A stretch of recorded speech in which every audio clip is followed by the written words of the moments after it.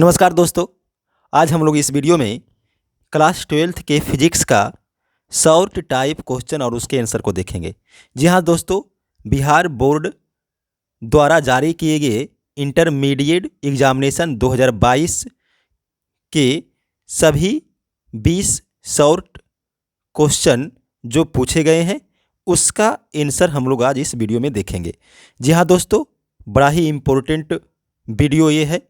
इस वीडियो को अंत तक देखें और अगर ये वीडियो आपको पसंद आए तो इसे लाइक करना ना भूलें और इस वीडियो को दोस्तों के साथ अधिक से अधिक शेयर करें ताकि इस वीडियो का लाभ उन्हें भी मिले और आने वाले परीक्षा में वे अधिक से अधिक मार्क्स ला पाएँ। तो दोस्तों, हम लोग शुरू करेंगे। पहला क्वेश्चन आज का है, लॉरेंज बल से आप क्या समझते हैं। जी हाँ दोस्तों, बिहार बोर्ड द्वारा जारी किए गए मॉडल पेपर का पहला क्वेश्चन है, लॉरेंज बल से आप क्या समझते हैं। बड़ा ही इंपॉर्टेंट क्वेश्चन है दोस्तों, ये आपको इस बार आने वाले एग्जामिनेशन में पूछे जा सकते हैं।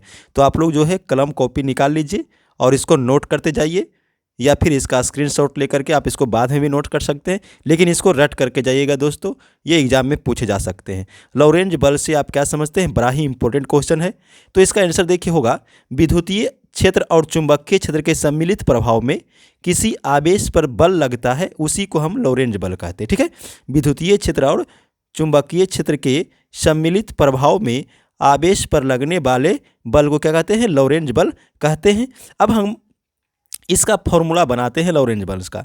मान लीजिए कि कोई आवेश Q है और ये विद्युतीय क्षेत्र E वेक्टर में और चुंबकीय क्षेत्र B वेक्टर में V वेक्टर वेग से गतिशील है। ठीक है, माना कि Q आवेश विद्युतीय क्षेत्र E वेक्टर और चुंबकीय क्षेत्र B वेक्टर में V वेक्टर वेग से गतिशील है। इसीलिए इस Q आवेश पर दो तरह का बल लगेगा, एक बल विद्युतीय क्षेत्र के कारण और एक बल चुंबकीय क्षेत्र के कारण। तो विद्युतीय बल के कारण जो विद्युतीय क्षेत्र के कारण जो बल लगता है उस बल को हम लोग लिखेंगे F vector 1 equal to Q E vector. F vector 1 equal to Q E vector, चूँकि हम लोग जानते हैं कि विद्युतीय क्षेत्र E वेक्टर इक्वल टू होता है F वेक्टर बटा Q। तो वहाँ से अगर हम लोग निकालेंगे F का मान तो वो आ जाएगा Q गुना E वेक्टर। तो ये हो गया विद्युतीय क्षेत्र के कारण आवेश पर लगने वाला बल F1 vector equal to Q E. अब हम लोग निकालेंगे चुंबकीय क्षेत्र के कारण लगने वाला बल F2 वेक्टर हो जाएगा Q into V vector cross B vector, यानी कि Q VB साइन थीटा होता है। चुंबकीय क्षेत्र में किसी गतिशील आवेश पर लगने वाला बल होता है Q VB साइन थीटा। तो Q VB को हम लोग VB साइन थीटा को हम लोग V vector cross B vector लिख सकते हैं। तो F2 हो जाएगा ये वाला Q into V vector cross B vector. और अब आवेश पर लगने वाला कुल बल अगर हम लोग करेंगे तो कुल बल को F वेक्टर मान लेंगे और F वेक्टर हो जाएगा F1 प्लस F2 और दोनों को जोड़ देंगे तो F वेक्टर इक्वल टू होगा Q into E vector plus V vector cross B vector. तो यही देखिए, ये जो फॉर्मूला आता है इसी को हम लोग बोलते हैं लॉरेंज बल। तो ये देखिए दोस्तों, लॉरेंज बल का परिभाषा हो गया, विद्युतीय क्षेत्र और चुंबकीय क्षेत्र के सम्मिलित प्रभाव में किसी आवेश पर लगने वाले बल को हम लोग क्या बोलेंगे, लॉरेंज बल बोलेंगे। माना कि Q आवेश विद्युतीय क्षेत्र E वेक्टर तथा चुंबकीय क्षेत्र B वेक्टर में V वेक्टर वेग से गतिशील है, अतः विद्युतीय क्षेत्र के कारण आवेश पर लगने वाला बल F1 वेक्टर इक्वल टू हो जाएगा Q इंटू E वेक्टर और चुंबकीय क्षेत्र के कारण आवेश पर लगने वाला बल हो जाएगा F2 equal to Q into V vector cross B vector. और दोनों को अगर हम लोग मिलाएंगे तो फाइनल रिजल्ट निकलेगा F vector equal to Q into E vector plus V vector cross B vector. तो ये हो गया लॉरेंज बल का परिभाषा। इसका स्क्रीनशॉट आप लोग एक बार ले लीजिए। दूसरा क्वेश्चन देखिए पूछा गया है, विद्युतीय द्विध्रुव की परिभाषा लिखिए। विद्युत द्विध्रुव की परिभाषा देखिए, विद्युत द्विध्रुव का क्या होगा, अगर समान परिमाण के दो विपरीत आवेश एक दूसरे से अत्यंत अल्प दूरी पर स्थित होंगे तब हम उसको विद्युत द्विध्रुव बोलेंगे। ठीक है, ये परिभाषा हो गया। इसका स्क्रीनशॉट ले लीजिए और उसका नोट आप लोग बाद में कर लीजिएगा। ठीक है, समान परिमाण के दो विपरीत आवेश एक दूसरे से अत्यंत अल्प दूरी पर अवस्थित रहकर विद्युत द्विध्रुव का निर्माण करते हैं। यानी कि अगर एक प्लस Q आवेश है और इससे प्लस Q आवेश से कुछ दूरी पर माइनस Q आवेश स्थित रहेंगे तो इसको हम बोलेंगे विद्युत द्विध्रुव। इसके लंबाई को जनरली 2L से सूचित किया जाता है। तो ये आपका विद्युत द्विध्रुव हो जाएगा। नेक्स्ट क्वेश्चन हम लोग देखते हैं। तीसरा क्वेश्चन पूछा गया है, यस आई मात्रक के साथ संधारित्र की धारिता को समझाएं। यस आई मात्रक के साथ संधारित्र की धारिता को समझाएं। तो सबसे पहले देखिए हम लोग इसमें संधारित्र की धारिता को देख लेते हैं, उसके बाद उसका से मात्रक देखेंगे। तो कहता है किसी चालक को दिए गए आवेश तथा इस आवेश के कारण चालक के विभव में होने वाले वृद्धि के अनुपात को चालक का धारिता कहा जाता है। यानी कि देखिए किसी भी चालक को अगर हम आवेश देंगे तो उसका विभव जो है बढ़ जाएगा। तो किसी भी चालक को जितना आवेश देने से उसका विभव 1 वोल्ट से बढ़ जाएगा तो उसी आवेश को हम लोग बोला करेंगे उसका धारिता। तो अगर हम मान लेते हैं कि चालक को Q आवेश देते हैं और इसका विभव बढ़ करके V वोल्ट हो जाता है तो धारिता C को हम लोग लिखा करेंगे Q/V। ये आपका फॉर्मूला भी बन जाएगा और इसी फॉर्मूला से हम लोग इसका मात्रक भी निकालेंगे।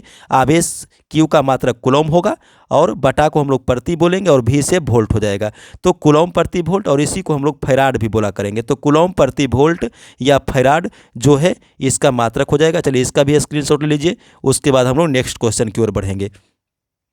हो गया। चलिए नेक्स्ट क्वेश्चन हम लोग देखते हैं। चौथा क्वेश्चन में देखिए पूछा गया है, प्रतिरोधकता से आप क्या समझते हैं। प्रतिरोधकता से आप क्या समझते हैं, ये नेक्स्ट क्वेश्चन पूछा गया है।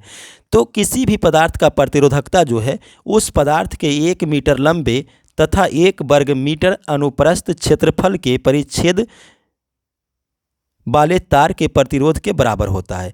इसे हम लोग रहो सूचित करेंगे तो रहो इक्वल टू फॉर्मूला बनेगा R/L/A, जहाँ R क्या है प्रतिरोध है, L उस तार का 1 मीटर का लंबाई है और A क्या है 1 वर्ग मीटर का अनुप्रस्थ परिच्छेद वाला क्षेत्रफल है। तब ये रहो इक्वल टू R आ जाएगा, यानी कि 1 मीटर पर लंबा और 1 वर्ग मीटर अनुप्रस्थ परिच्छेद के क्षेत्रफल वाले तार के प्रतिरोध को, यार क्या है प्रतिरोध, उसी को हम क्या बोलेंगे रहो, यानी कि प्रतिरोधकता बोला करेंगे। और इसका ऐसे मात्रक निकालेंगे तो वो लिख लेगा ओम मीटर। ऐसे मात्रक क्या लिख लेगा ओम मीटर। चलिए नेक्स्ट क्वेश्चन हम लोग देखते हैं। 5वां, यस आई मात्रक के साथ विद्युत वाहक बल को समझाना है। तो देखिए आवेश को निम्न से उच्च स्थितिज ऊर्जा की ओर ले जाने के लिए स्रोत यानी कि सेल द्वारा एकांक आवेश पर किया गया कार्य विद्युत वाहक बल कहलाता है। यानी सेल का काम होता है आवेश को माइनस से प्लस की ओर भेजना। सेल के अंदर परिपथ में हम लोग चार्ज जो है प्लस से माइनस की ओर प्रवाहित होता है, उच्च विभव से निम्न विभव की ओर, लेकिन सेल के अंदर जो है चार्ज माइनस से प्लस की ओर चलता है। तो ये जो फोर्स होता है माइनस से प्लस की ओर ले जाने वाला फोर्स, उसी को हम लोग बोलेंगे विद्युत वाहक बल। अब देखिए यदि विद्युत आवेश Q के विस्थापन में किया गया कार्य W होगा तो सेल का विद्युत वाहक बल क्या होगा W/Q, और इसका ऐसे मात्रक निकालेंगे तो W कार्य है जूल हो जाएगा उसका, और बटा के लिए प्रति और C से कूलम आवेश के लिए तो जूल प्रति कूलम, और इसी को हम लोग बोला करेंगे वोल्ट। तो विद्युत वाहक बल का मात्रक ये हो गया जूल प्रति कूलम या वोल्ट, और उसके बाद ये परिभाषा हो गया कि आवेश को निम्न से उच्च स्थितिज ऊर्जा की ओर ले जाने में स्रोत द्वारा किया गया कार्य विद्युत वाहक बल कहलाता है। तो इसका स्क्रीनशॉट ले लीजिए और इसको आप कॉपी पर नोट कर लीजिएगा, बड़ा ही इंपॉर्टेंट टॉपिक है, ये आपके एग्जाम 2022 में पूछे जा सकते हैं। चलिए दोस्तों नेक्स्ट क्वेश्चन हम लोग देखते हैं। 6ठा क्वेश्चन पूछा गया है, कार्बन प्रतिरोध का कलर कोड से आप क्या समझते हैं। कार्बन प्रतिरोध का कलर कोड से आप क्या समझते हैं। देखिए अधिकांश छोटे छोटे जो इलेक्ट्रॉनिक उपकरण होते हैं जैसे मोबाइल का चार्जर हो गया,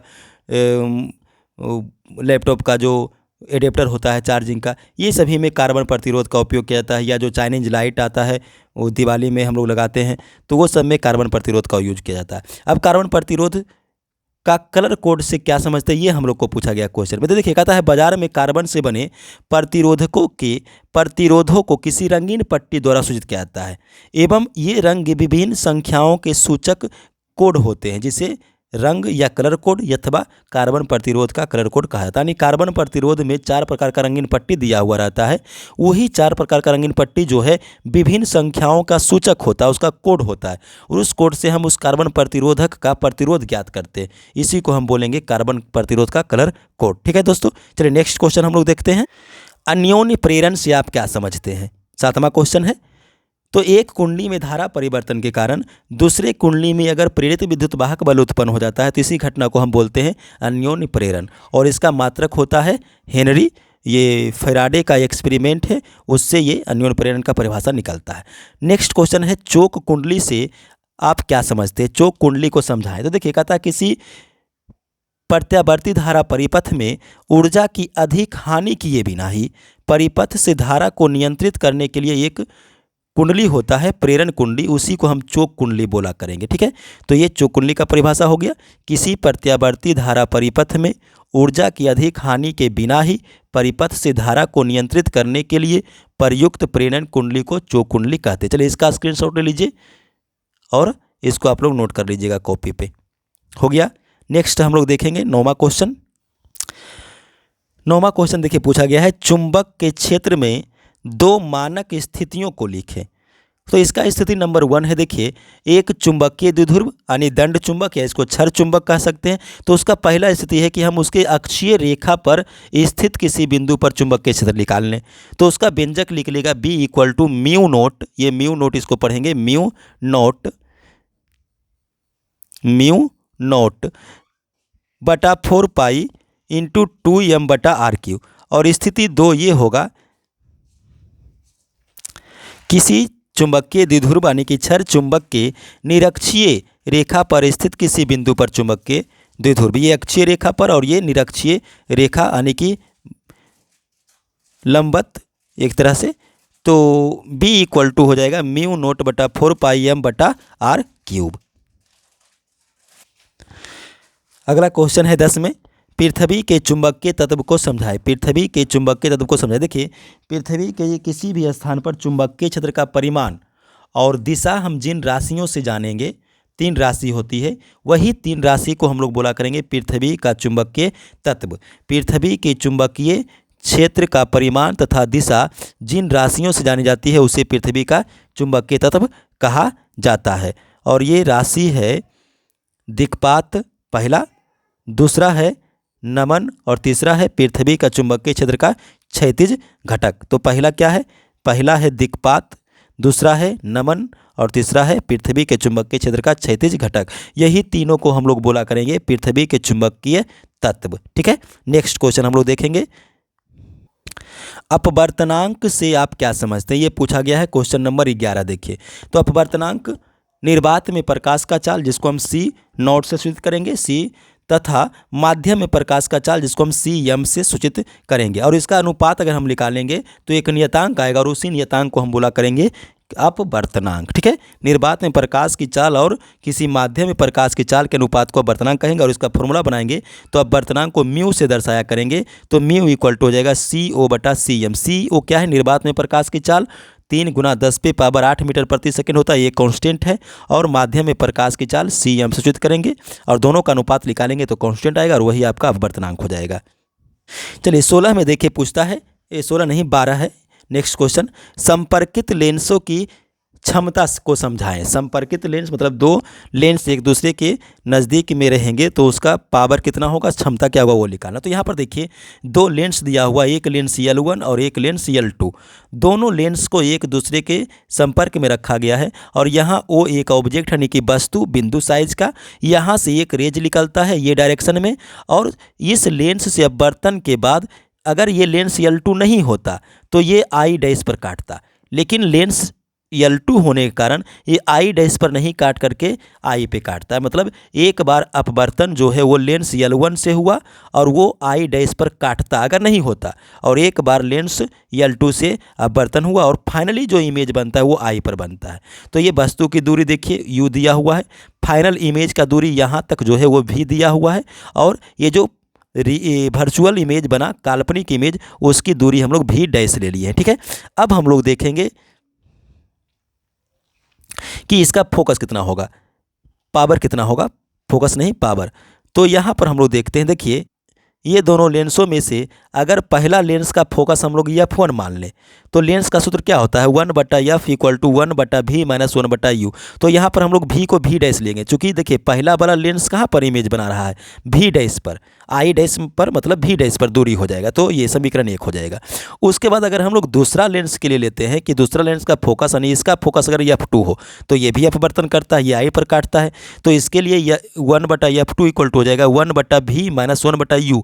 यहाँ पर देखिए U की जगह पर हम लोग लिखेंगे V डैश, क्यों? क्योंकि लेंस L2 के लिए आभासी वस्तु का काम करेगा आई डैश, वही इमेज को तो यहाँ पे खींच के लाता है ये, इसीलिए हम लोग वहाँ पर भी डैश लिख लेंगे। अब ये दोनों समीकरण को हम लोग क्या करेंगे, जोड़ देंगे। समीकरण 1 और 2 को जोड़ देंगे। समीकरण 1 और 2 को जोड़ेंगे तो हमारा जो फाइनली रिजल्ट निकलेगा 1/f equal to 1/f1 plus 1/f2। और 1/f को हम पावर बोला करते हैं, 1/f1 है तो P1 पावर बोलेंगे और 1/f2 है तो पावर P2 बोलेंगे। इस प्रकार से पावर जो है P इक्वल टू हो जाएगा P1 प्लस P2, यानी कि जितना लेंस एक दूसरे के संपर्क में रहेंगे उसके सभी का पावर ऐड हो जाएगा अगर हम दो लेंसों को संपर्क में रखते हैं तो ये दोस्तों हो गया 12 का संपर्कित लेंसों की क्षमता को समझाएं। तो इसको आप लोग नोट करते जाइएगा, आप लोग इसको जो है स्क्रॉल करके स्क्रीनशॉट लेते जाइएगा और आप इसको कॉपी पर नोट करिएगा, ये भी इंपॉर्टेंट टॉपिक है। चलिए नेक्स्ट क्वेश्चन देखिए 13 में पूछा गया 13 नंबर में कि निकट दृष्टि दोष का कारण क्या है। तो देखिए निकट दृष्टि दोष उत्पन्न होने का दो कारण मुख्य है, एक तो लेंस का फोकस दूरी का घट जाना और दूसरा ये है कि नेत्र गोलक जो होता है उसका त्रिज्या बढ़ जाता है और त्रिज्या बढ़ने से क्या होता है कि नेत्र लेंस के और रेटिना के बीच का दूरी बढ़ जाता है। तो दो कारण ये हो गया, नेत्र लेंस का फोकस दूरी घट जाना और दूसरा नेत्र गोलक का त्रिज्या बढ़ जाने के कारण नेत्र लेंस एवं रेटिना के बीच की दूरी का बढ़ जाना। ये हो गया निकट दृष्टि दोष का दो कारण। चलिए नेक्स्ट हम लोग देखते हैं इंद्रधनुष से आप क्या समझते हैं। 14 नंबर क्वेश्चन में देखिए पूछा गया है इंद्रधनुष से आप क्या समझते हैं। देखिए वर्षा के दिनों में क्या होता है कि वर्षा की जो कुछ कणें हैं वो वायुमंडल में लटका हुआ रह जाता है और फिर जब सूर्योदय होता है तो वही वर्षा के बूंदों पर जब सूर्य की किरणें पड़ती है तो वहाँ पर वर्षा की बूंदों में सूर्य प्रकाश का परावर्तन होता है, अपवर्तन होता है, वर्ण विक्षेपण होता है और सूर्य के पीछे, सूर्य जहाँ रहता है उसके पीछे वाला साइड में हमको 7 प्रकार का रंगीन चाप दिखाई पड़ता है, उसी को हम लोग इंद्रधनुष बोलते हैं। ठीक है, तो इसका परिभाषा देखिए, वर्षा के दिनों में जब वर्षा की बूंदों पर प्रकाश की किरणें पड़ती है तो उसका अपवर्तन होता है, पूर्ण आंतरिक परावर्तन होता है और वर्ण विक्षेपण होता है तथा सूर्य के विपरीत दिशा में एक रंगीन चाप दिखाई देता है और उसी को हम क्या बोलेंगे, इंद्रधनुष बोलेंगे। चलिए इसका स्क्रीनशॉट लीजिए, इंद्रधनुष किसे कहते हैं, ये हो गया। अब नेक्स्ट हम लोग देखेंगे तरंगाग्र से क्या समझते, तरंगार को समझाएं। ये 15 नंबर क्वेश्चन देखिए पूछा गया है। तो देखिए किसी भी प्रकार का तरंग जो उत्पन्न होता है वो स्रोत के डिस्टर्मिनेंट से उत्पन्न होता है, यानी विक्षोभ से। अब उस तरंग से जो विक्षेप उत्पन्न होता है और तरंग निर्माण के लिए वो आगे फैलता है, तो समान कला में तरंग स्रोत से स्थित अगर हम अनेक बिंदु खींचे और उस पर एक स्पर्श रेखा खींचे तो वही स्पर्श रेखा तरंगार कहलाएगा। यानी अगर परिभाषा देखें तो जब किसी भी प्रकार के तरंग स्रोत से विक्षोभ उत्पन्न होता है एवं तरंग निर्माण के लिए वो आगे बढ़ता है, फैलता है, तो तरंग की समान कला में स्थित बिंदुओं से गुजरने वाले तल को हम क्या कहते हैं, तरंगाग्र कहते हैं। यही इसका परिभाषा हो जाएगा। तो इसका स्क्रीनशॉट ले लीजिए, फिर से एक बार इसको रिपीट कर देते हैं। जब किसी भी प्रकार के तरंग स्रोत से विक्षोभ उत्पन्न होता है एवं तरंग निर्माण के लिए फैलता है तो तरंग की समान कला में स्थित बिंदुओं से गुजरने वाले तल को तरंगाग्र कहा जाता है। ठीक है, ये हो गया। नेक्स्ट क्वेश्चन हम लोग देखेंगे 16, नाभिकीय बंधन ऊर्जा को समझाना है। नाभिकीय बंधन ऊर्जा क्या है। देखिए किसी भी नाभिक के परमाणु के न्यूक्लियस को तोड़ने के लिए जितना हमको ऊर्जा की आवश्यकता पड़ती है उसी को हम बोलते हैं नाभिकीय बंधन ऊर्जा। किसी परमाणु के नाभिक से एक न्यूक्लियन को निकालने के लिए जितनी ऊर्जा की आवश्यकता होती है उसे क्या हम कहते हैं, नाभिकीय बंधन ऊर्जा। इसका फॉर्मूला अगर देखिएगा तो नाभिकीय बंधन ऊर्जा BE यानी कि बॉन्डिंग एनर्जी इक्वल टू होता है डेल्टा M और 931 मिलियन इलेक्ट्रॉन वोल्ट। अगर डेल्टा M 1 होगा तो 1 गुना 931 मिलियन इलेक्ट्रॉन वोल्ट हो जाएगा। डेल्टा M का मान तो होगा तो ये 2 से मल्टीप्लाई करना पड़ेगा। तो इस प्रकार से ये 16 नंबर हो गया नाभिकीय बंधन ऊर्जा का परिभाषा। नेक्स्ट क्वेश्चन हम लोग देखेंगे 17 में पूछा गया है एंड गेट को समझाएं। एंड गेट को समझाएं, तो इसका आंसर देखिए क्या हो जाएगा। एंड गेट में आप देखिएगा यहाँ पे ये एंड गेट का सिंबल है। एंड गेट में आपको दिखाई दे रहा होगा कि A और B 2 इनपुट है। इसमें क्या इनपुट है, 2 इनपुट है और एक आउटपुट है बाई, और ये बाई जो आउटपुट मिलता है वो बुलियन व्यंजक के आधार पर मिलता है। A.B इसका बुलियन व्यंजक होता और इसी बुलियन व्यंजक के आधार पर हम लोग ट्रूथ टेबल भी इसका निकाल लेंगे। तो ट्रूथ टेबल में हम लोग को 2 कॉलम बनाना पड़ेगा।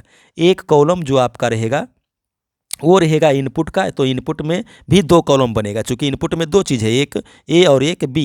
और आउटपुट में एक ही कॉलम बनाएंगे चूँकि आउटपुट में क्या मिलेगा, आउटपुट में आपको ये बाई मिलेगा ये वाला, यानी कि A.B। तो यहाँ से हम लोग करेंगे अगर, अब देखिए यहाँ पर 4 कंडीशन है।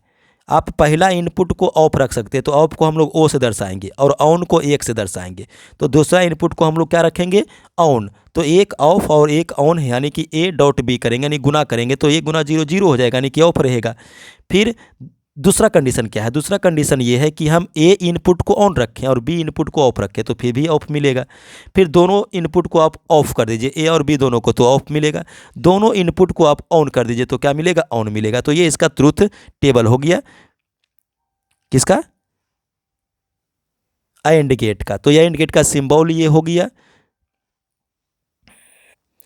सिंबल ये हो गया, ये इसका परिभाषा हो गया, ये इसका बुलियन एक्सप्रेशन हो गया और ये इसका ट्रुथ टेबल हो गया। ठीक है, चलिए नेक्स्ट क्वेश्चन पूछा गया है, प्रतिचुंबकीय पदार्थ के 2 उदाहरण लिखे। तो प्रतिचुंबकीय पदार्थ का 2 उदाहरण क्या हो जाएगा, जिंक, चांदी, NaCl। तो ये सभी प्रतिचुंबकीय पदार्थ के 2 उदाहरण हो जाएंगे। नेक्स्ट क्वेश्चन है 19 में, नमन कोण का परिभाषा लिखना है। नमन कोण, देखिए पृथ्वी का परिणामी चुंबकीय क्षेत्र और क्षैतिज घटक के साथ जो कोण बनाएगा उसको हम बोलेंगे नमन कोण, और इसको डेल्टा से दर्शाएंगे। इसका फॉर्मूला अगर बनाएंगे तो tan डेल्टा इक्वल टू हो जाएगा बी भी बटा बी एच। अब बी भी और बी एच क्या है, तो बी भी से देखिए होता है वर्टिकल, वर्टिकल मतलब लंबवत, और यस से होता है हॉरिजॉन्टल, हॉरिजॉन्टल मतलब क्षैतिज। तो ये आपका हो गया उदग्र यानी कि वर्टिकल चुंबकीय क्षेत्र, और ये हो गया क्षैतिज चुंबकीय क्षेत्र। दोनों का अनुपात tan डेल्टा के बराबर होगा, और डेल्टा यहाँ पर क्या है, तो डेल्टा आपका नमन कोण है।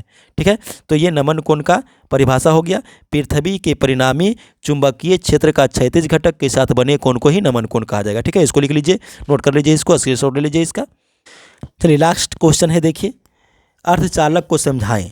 बिहार बोर्ड का मॉडल सेट से लास्ट क्वेश्चन है, अर्धचालक को समझाएं। तो देखिए वैसा ठोस जिसमें संयोजी बैंड यानी कि वैलेंसी बैंड और चालन बैंड यानी कंडक्शन बैंड एक दूसरे पर बहुत कम दूरी पर स्थित रहेंगे, दोनों के बीच गैप रहेगा, एनर्जी गैप होगा, लेकिन वो एनर्जी गैप बहुत कम होगा, तब हम उसको अर्धचालक बोला करेंगे। अब 2 प्रकार के मुख्य अर्धचालक सिलिकॉन और जर्मेनियम पाए जाते हैं, तो इसका एग्जाम्पल SI और GE लिख लीजिएगा, सिलिकॉन और जर्मेनियम।